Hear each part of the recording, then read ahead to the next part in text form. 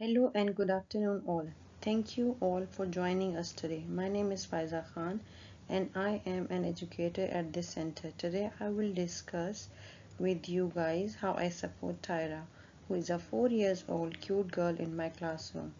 She was diagnosed with generalized anxiety disorder last year. Since I am her classroom teacher, it's one of my goals to make sure that she can participate in learning on the same basis as her peers.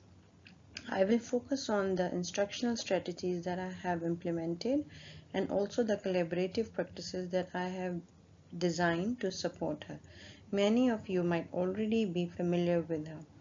This presentation will provide a deeper understanding of her learning needs. I will also discuss the rationale behind my teaching decisions so that together we can continue working towards achieving an inclusive and supportive learning environment. Before I discuss my strategies, let me introduce Tara first. Tara is a child who engages deeply in areas of her interests. She loves nature and shows interest in any tasks that are related to nature. She loves watching the fish in the classroom fish tank. She enjoys working in the garden. She knows a few things about construction play also.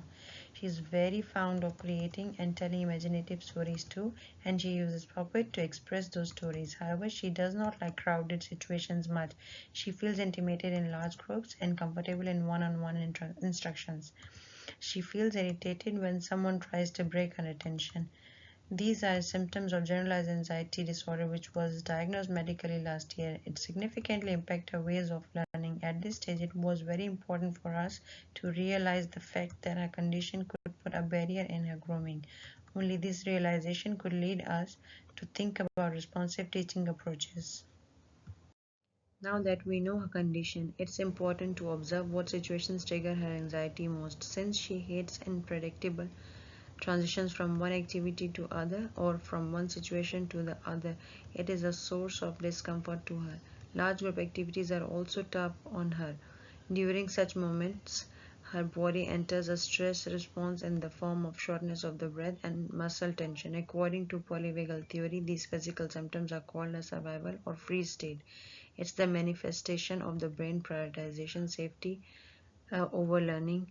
Due to this frozen state, Tara becomes unable to process any instructions. She finds it hard to engage in any cognitive process during these periods. Apart from that, Tara wants everything to be perfect around her. She wants to do her tasks to the best of her expectations, and when she is unable to do that, she becomes frustrated.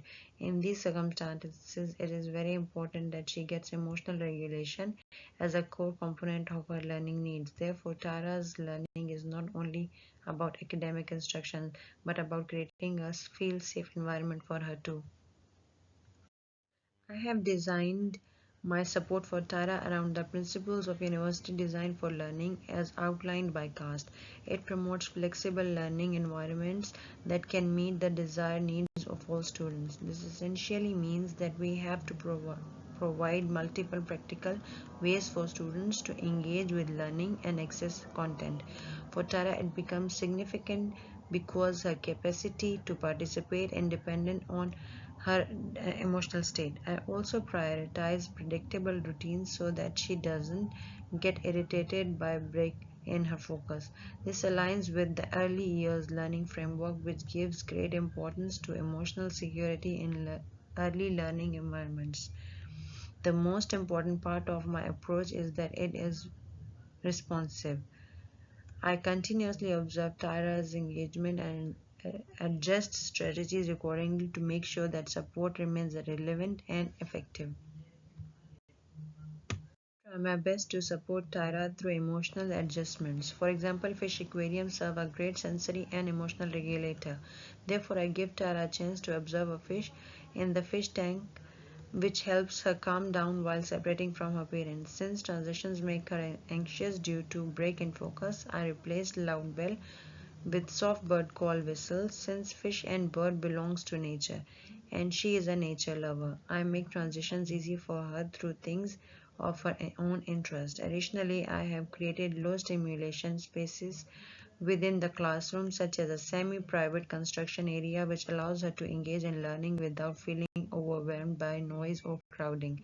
These environmental strategies are essential in creating a classroom that is not only inclusive but also responsive to sensory and emotional needs.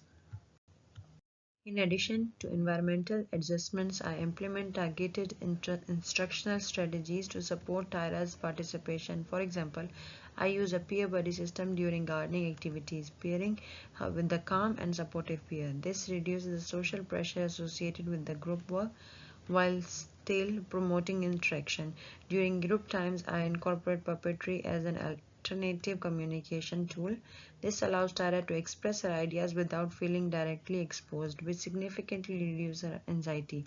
I also scaffold her participation by gradually increasing expectation rather than requiring immediate full participation. Another important strategy is modeling resilience. When Tara becomes frustrated, I use supportive language to reframe the situation and demonstrate coping strategies. This aligns with her cognitive behavioral therapy goals and helps her develop emotional regulation skills over time. Okay, let's now talk about how the adjustments I made for Tara aligns with the nationally consistent collection of data on school students with disability. The table on screen presents a summary of those alignments. Firstly, Tara is identified under the social and emotional category of disability due to her diagnosis of generalized anxiety disorder. Due to this disorder, her emotional regulation and social participation are impacted. Based on my professional judgment and the collective evidence, she is supported at the supplementary level of adjustment. This level of support exactly suits her needs because it is not based on constant one-on-one assistance. Rather, it's designed in such a way that it benefits from targeted support during specific high anxiety situations. For example, after separating from parents, the very presence of the fish tank in the classroom ensures that she can comfort herself without anyone's physical support.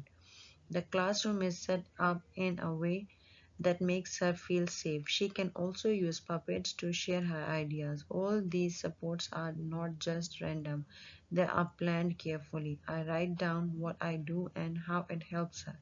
I collected this information over at least 10 weeks. This helps me see what is working well and what changes could make my support better. These adjustments help Tara learn like the other children, following the rules and disability standards for education. The most important component of Tyra's support is collaboration. I work closely with her parent, her clinical psychologist, and the center director to make sure that my approach remains consistent and informed. I hold regular meetings with them to share what I observe. They also share their observations, and together we review the progress to adjust the strategies as needed.